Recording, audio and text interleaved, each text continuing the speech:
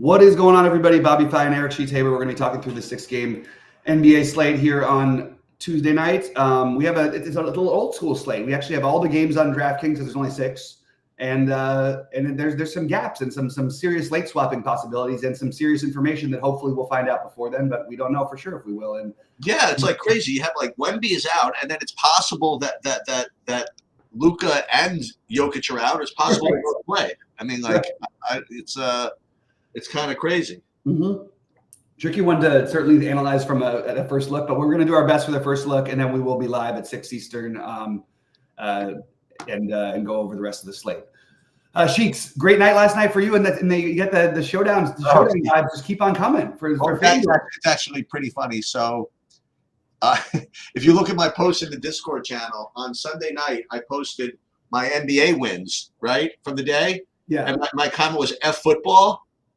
And so last night it was like I posted like the showdown slate win from football, I'm like F basketball, because I couldn't get out of my own way in the NBA last night. I hear you on that one. Yeah, but listen. That's you play different sports.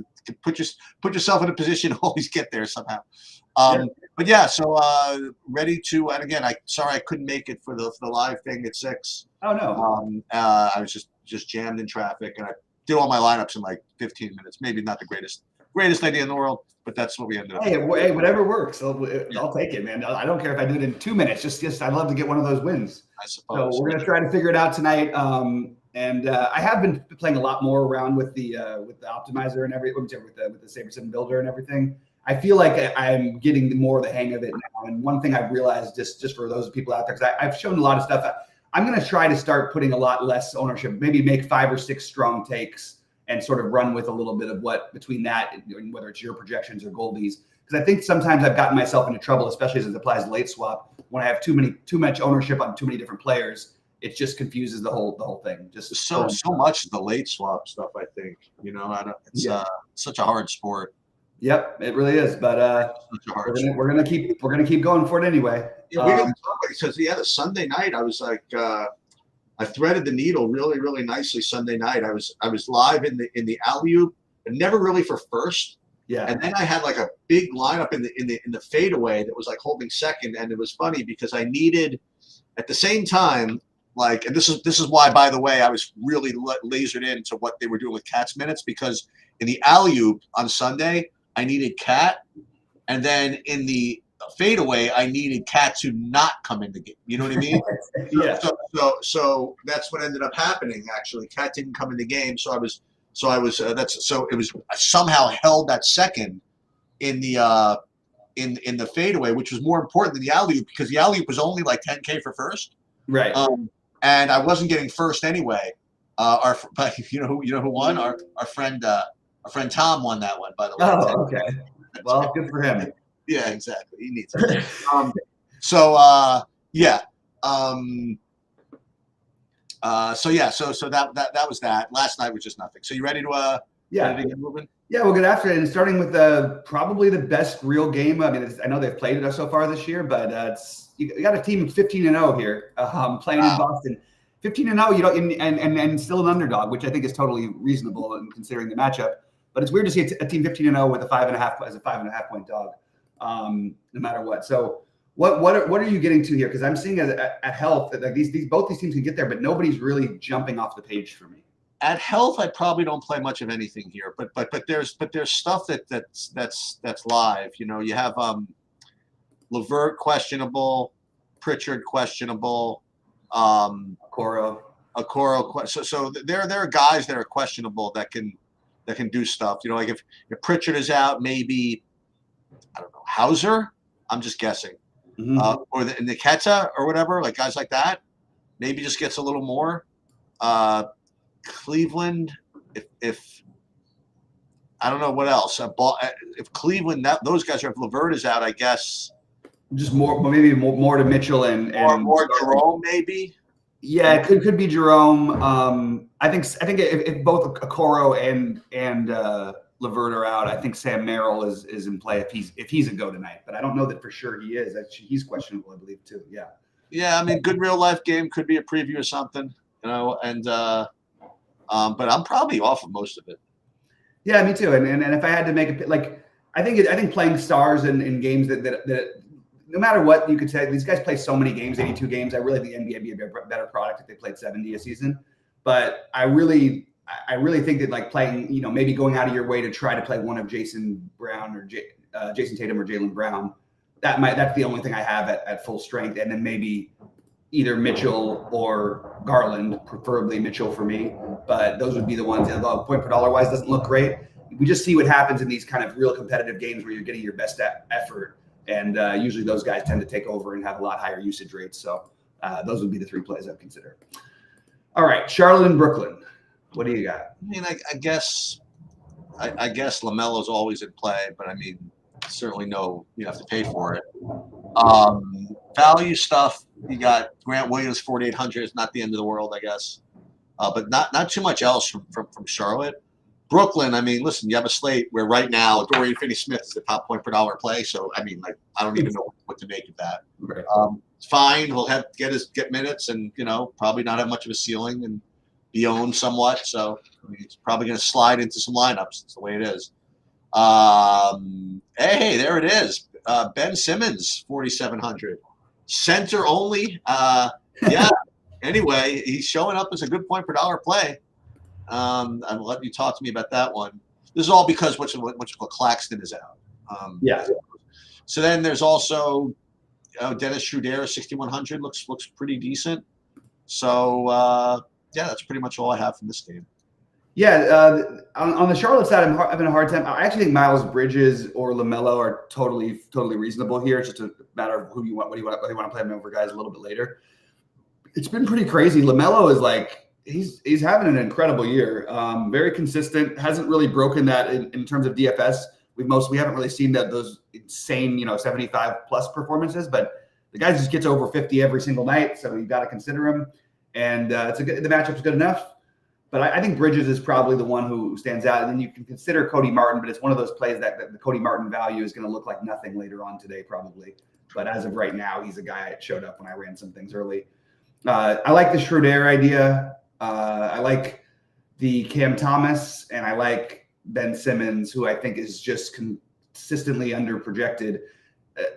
Maybe I shouldn't say underprojected. A lot of those games he didn't even end up playing in. But I think that he should play. I think his minutes are going to go up a little bit tonight, and I think that I think Ben Simmons is a very strong play. But I think Schroeder is probably a guy you're considering in cash, and I like Cam Thomas a lot here. So I think this kind of matchup for him is really, really good. And we know he's got a wide range of outcomes, but he's got the 50s in there. So I will take some shots at that. I do like the Brooklyn side. I'm just curious to see how it shakes out. I don't like this Finney-Smith, though, idea. He's a guy I like to play at low ownership when he's an extra piece of value. Playing him as chalk just feels like a weird thing to do. I don't know. Just my take. All right. Denver and Memphis. Boy, all these things start at different times tonight. Yeah, so Denver-Memphis, I mean, it reminds me, if you're going to try to go to an NBA game, make sure you just don't buy tickets till the day before. It's because imagine you buy these tickets 3 months in advance. But oh my God, I get to see Ja against Jokic. The whole thing. And now you get to see Jay Huff against Peyton Watson or whatever. By the way, all right. So obviously, first of all, if Jokic is in, he's going to be a good play. Okay, and if he's not in, then. Well, the other thing is if he's in, these other guys have been kind of priced up a little bit, I think. Yeah, they have. Yeah. So if he's not in, it's not like you just pencil in Dario Saric anymore, even if he's out. Right. All these guys have been priced up a little bit. The Memphis side, the guy I mentioned Jay Huff, kind of laughing, but he's actually showing up as a really good point per dollar play. I don't know is he the guy instead of Brandon Clark nowadays because Edey is out. I mean, they're both under 4K, Clark and Huff. I don't even know who this Huff guy is, but Huff right now is showing us the better point per dollar play. And that's really all I'm getting from this game. But listen, obviously you have to wait to see what goes on with Denver. But yeah, what do you think of the bigs for Memphis? Yeah, so starting first with the Denver, again, it obviously depends on what Jokic does. If he's out, I still, even at the higher prices, I would probably go back to a lot of these guys. I just think that the usage has to go, somewhere. Strawther also has coming off a huge game, but again, that play becomes a little more interesting if Jokic is out. But right now, I actually think if Jokic plays, that if you can find a way to spend up for him, it's a pretty good idea to do so. The Jay Huff and Brandon Clark thing, I feel like they're both being underprojected, but that can't be the case, really. And Brandon Clark just hasn't been doing anything fantasy-wise all season long, even when he's got minutes. And they've seemed to like to go to Huff a little bit more. Right now, I've got Clark projected to start, and Aldama coming off the bench. What is going on here with this projection? I don't know. It feels very strange to me, and I'm not sure it's going to stay like this. So as of right now, I actually would probably have to decide between Clark and Huff, and I guess I'd give Huff a tiny bit of the edge, but I don't love any of it. Desmond Bane just coming back. I'm not sure how many minutes they're going to let him go, but if we know he's totally a full go, I would just make that play. He hasn't played more than 28 in his first 2 games back, but he'd probably be my favorite spend up here. And we have Marcus Smart also questionable. If Marcus Smart's a go at 4,900, I'm probably willing to gamble on that. So waiting on some news, I guess, is the best way to put it for that game. Speaking of which, to New Orleans, Dallas, a couple months ago. Ooh, I want to watch Zion play against Luka. I'll go buy those tickets.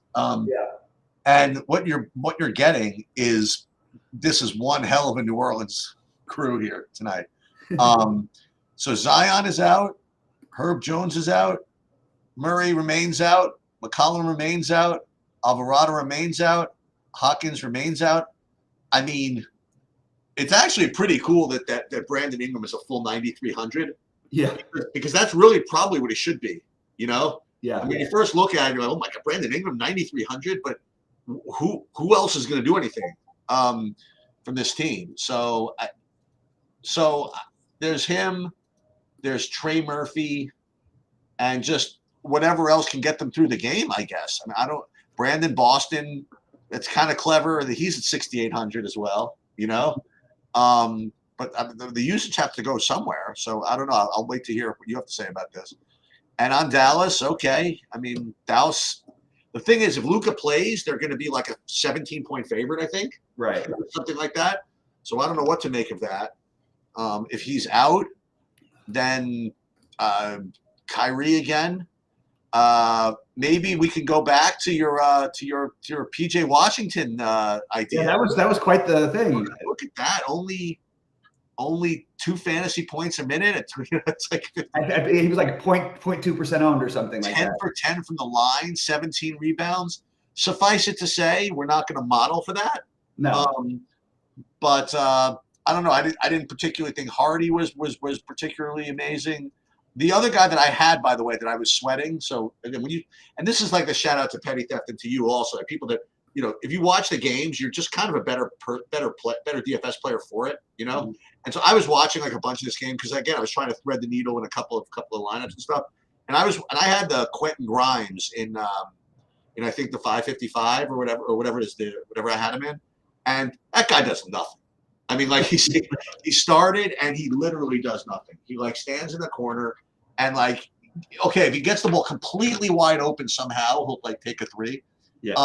And then I thought that he was dead, and then they obviously weren't closing with him, and then one possession they brought him in for defense or something, and I was threatening to lose my spot in the fadeaway because of that, so I had to root against him for a possession or 2. Mm-hmm. So Grimes is going to be one of those guys that if he starts at 3,800 or whatever, I'm just not going to play him.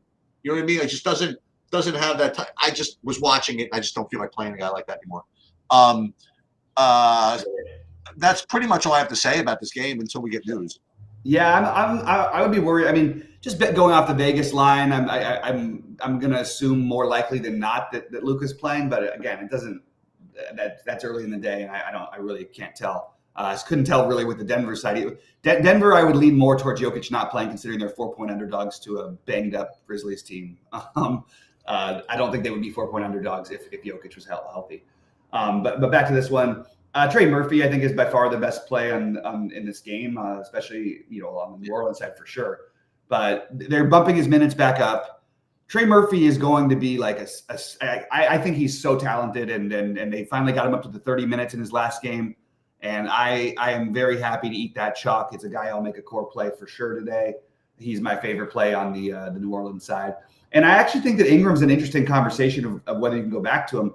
I think you can. It's a smaller slate. He's 9,300. He's put up 50 in multiple games. If they stay close, you kind of assume that Brandon Ingram or Trey Murphy or both have to go kind of crazy.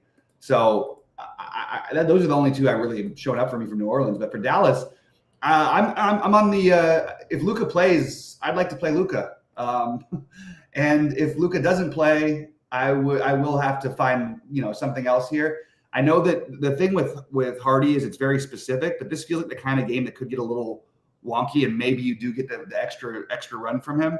I'm just taking a look at his usage in the last game, and still 20+%. I think that's solid enough to where we could, if you give him 24 minutes, I think that he becomes a good play if no Luka. But assuming Luka does play, I like Luka and I like Derek Lively the best on the Dallas side. I am always a sucker for taking shots on PJ Washington.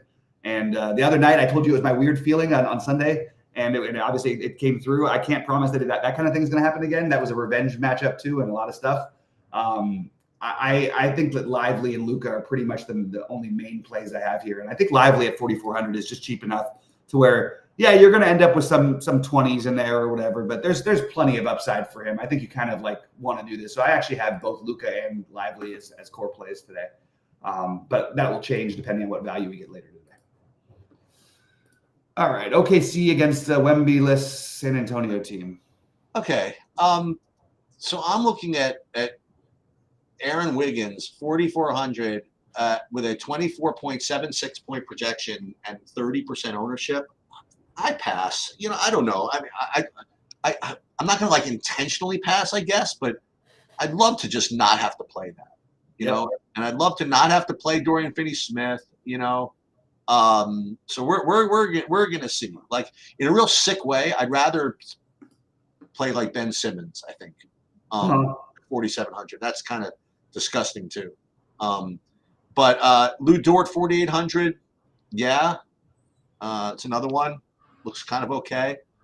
What else as far as value? San Antonio. All right. So with Wemby out, I was expecting to get a much bigger projection on Zach Collins. Well, I guess we'll just have to keep an eye on that, because that's what I would naturally think. I'm only getting a projection for 29 points or so and 15% ownership. I was just expecting when I walked in to the office and ran projections, hearing that Wemby was out, that it would be just Collins and just kind of all the Collins. But I don't know what's going on with that. I guess he only would ever play 26 minutes or whatever. But I don't know. I think I want to do that. Mm-hmm. And then spend ups. I suppose Shea is always a good play. And that's pretty much all I have right now. Yeah. So this OKC stuff, I can just tell you these early projections are on crack or something. I understand that Isaiah Joe is out, as well as obviously Chet Holmgren, but it's just there's a bunch of guys projecting middling-ish. I'd like to find the one that actually stands out for me, and I'm kind of having trouble doing it, to be honest with you. As of right now, I guess Kenrich Williams looks like the best point per dollar on their side. I don't know if I agree with that. I don't know if I agree with the Wiggins thing. Cason Wallace is projected for 21 fantasy points, which I think is just a season high. He just does, or he got 22 once. And that I don't know. I feel very wish-washy, and they mess around with their starting lineup. So we're assuming Wiggins and Wallace, but those minutes are also largely going to go to Caruso.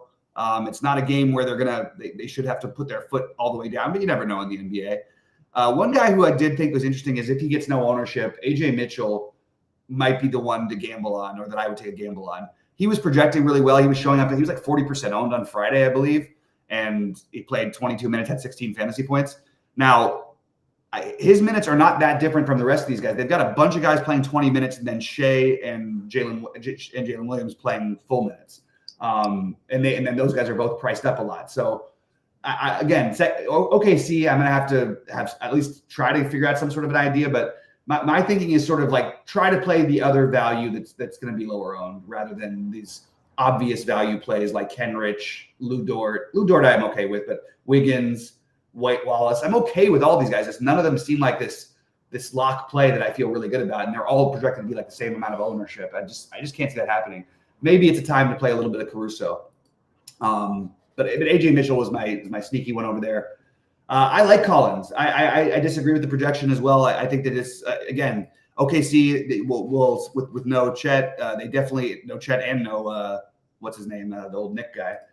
They just are going to get beat up inside a little bit from rebounding and whatnot. So I like Collins, but I almost would think about setting a rule early in the day that one of Collins or Bassey, because the Spurs tend to play one of those guys most of the time. Now there is always a weird chance that it could be Mamuskidishvili. So I think there's some variance there, but between one of those three guys, somebody's going to get there big. And I kind of like that they made Collins more expensive. I'm okay with taking a shot with him at 5,500. I actually think he's a guy I might like make a core play. And if you're not playing him, again, like I said, one of Bassey or the long shot Mamuskidishvili would be the other one I would consider. But I'm not getting to sort of any of the quote unquote main plays in this game. Maybe you could argue for Chris Paul, but I just personally am not getting there. So a couple of things about Utah, LA. I'll start with this one. First of all, I just find this one thing kind of funny. So I have a Jordan Clarkson. I have him projected at 30% ownership or 24% ownership. I have him like a median projection of minutes at 27.86. Yeah. I want to show you something kind of funny. If I had to predict what his minutes were going to be, I want to look at his game log. Check this out. I mean, look at that. Exactly 30. Every game. 30.0. Like yep. every game that, since something else happened, I guess, that made him go exactly 6 minutes, Right. And then 30. So and look at his fantasy points, like exactly the same, like right. Every game. But he's been, sometimes he ran a little bit better from three, sometimes a little worse, whatever it is. So I guess it's fine, I suppose. The other thing is that Kessler remains out, so I guess Collins is gonna continue to start. Tough matchup though. So I don't know about that. Larry Markkinen's not the worst idea, but the reason why I wanted to bring this game up is to remind you. Listen, if you need any other reasons to play NBA on Saturdays and Sundays, I know you don't find the time to do it, dude. They gave it to you. You had your Connect game at 45 fantasy points on Saturday, 37 minutes at 4,200. Oh, that's brutal. That's brutal. I'm running so bad I didn't even play that. I didn't even know about that until just now. 11x with his tuxedo on. 5 of 10 from 3, 7 rebounds, and they reward him by bumping him up like a full $300. And but they do have Rui back now, though, I think. So. All right, so yeah. Well, let's say Rui is out again. Is he out? I had him as in. Questionable. I know he's still questionable. Yeah, I guess he's still officially questionable. I would leave some room for that. I'm with it. So I like that. Sure, AD and LeBron both look pretty good. But I'm down with going right back to this actually. Yeah. Okay. So I have a couple. So I hate that Clarkson's going to be popular tonight because I really like Clarkson, and going back to LA, that whole thing. I buy into all of that stuff, and it always with these guys who I watch their whole career unfold. It happens too often for me not to ignore it. In general, as chalk, you don't really want to play Clarkson tonight. I'm certainly willing to, and the consistent run combined with the fact that it's the Lakers' pace-up game and it's in LA, going back to where they cast him out to dry basically. Why not get a little? And look, I'm looking for ways to get different on this slate. It's not the prettiest thing with coming off the bench and how they felt about him. But what can I get a little Clarkson and D'Angelo Russell run back, a little back and forth that almost won me all the money, or actually no, did win me all the money a couple of years ago. What's Russell going to play, like 20 minutes though? I mean, that's the thing that's tricky. It's hard to get his minutes down. It really is game flow dependent. Like he played 30 or 29 in the previous game against San Antonio. And it's not ideal. I'm just throwing it out there as a way to get different. The main one for me here is Clarkson. I think Collins would be my second favorite from Utah, followed by the Markkanen thing. I don't know what's going on with him, but he doesn't look the same, and he's just not producing the same way that we've seen him produce in the past. 7K for him is used to be stealing. Now it doesn't feel like we can even do it. I like both Laker studs. LeBron's on his got his triple double streak. Did he still have it? I think he does. He's been unbelievable. No, he finally didn't have it in the last one, right? Yeah. Oh no, maybe he did. I don't know. Anyway, he didn't in the last one. He had the 3 in a row, but he's been great. Anthony Davis should just dismantle this matchup. So I like Davis. Again, it's going to depend on whether Luka and Jokic are in play. Because like, do you want to pay only 500 less for Davis than Luka? This year, actually, you probably would have been right to do that. But historically, it just seems like the wrong thing to do. This year, it might not be. And then we need to figure out what's going to happen with Rui and all that. But I agree that leaving something for this game, and it's a game that has some good pieces anyway. Even Austin Reeves, I think, is totally reasonable at 7,100 in this point guard role. Well, the pseudo point guard role, the other point guard other than LeBron. And then if we get Rui, I have no problem going right back to Dalton Connect. I'm a huge believer in this guy. He's my favorite thing that's happened to the Lakers. Lakers are absolutely on fire right now too. They've won 5 in a row, playing really good basketball. So, but my creative thing, if I was going to force something in, I think I'm going to force in a little bit of the Russell and a little bit of the Clarkson versus each other. That's it. Connect like 3 games ago. What kind of line is this? 7 for 8, 5 for 5 from 3. I'm telling you, and he won't shoot enough. He needs to shoot more. 4 personal fouls. Where'd that come from? He's not supposed to play defense. He's better than people think. He's a much more versatile athlete than I think people are used to. They think of him as just a 3-point shooter. He can move. He can do some things. He was the one you told me during the tournament. You were saying, absolutely. Yeah, he looks like the guy, and I think that he is. So I have, just for what it's worth right now, I have my early core plays, but they're going to change. But the guys who I tagged, and some of these are, again, definitely going to change. But let me just grab it real quick. It is, I have Schroeder, Collins, Davis, Luka if he plays, Derek Lively, Jordan Clarkson, and Trey Murphy. And then if you wanted to tag Bassey instead of Collins, that would be fine. But those are the guys who I have as the priority plays. And as usual with the NBA these days, we're waiting for way more news than we are in football, which seems wrong, but that's the way it is. The centers are interesting tonight. I want to play Collins. Mm-hmm. I don't know why I want to play Ben Simmons. I don't play him, but I don't know. Maybe it's kind of like some weird pivot off of DFS from the same game, I guess. It's a weird pivot, and also there's other value at center, so that people. Yeah. I like the Ben Simmons idea a lot. But Collins, I like Collins a lot more than say Lively or Gafford. I like him more than the Memphis guys, the Huff, Clark. Different price for the Cleveland, Boston guys, I suppose. And okay, so if you want to play Davis, then it's different. Yeah. Collins, man, I don't know. Yeah, so all these centers look. I'm not worried about playing. I'm not worried about missing out on Collins at 6,900. Yeah. Against Anthony Davis, I'm not particularly upset about that. Yeah, and the only thing with him is that he's obviously flashed the ceiling recently, and I actually like this for him. I'm happy to see him doing well.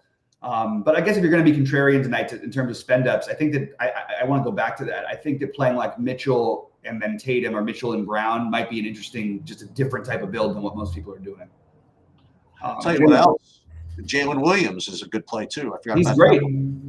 There's sticker shock value with that 8,500 price tag, but he's a center only player who's like a point guard / small forward. Yeah, he does a ton, and there's definitely a ceiling in there for him. I worry about that game staying.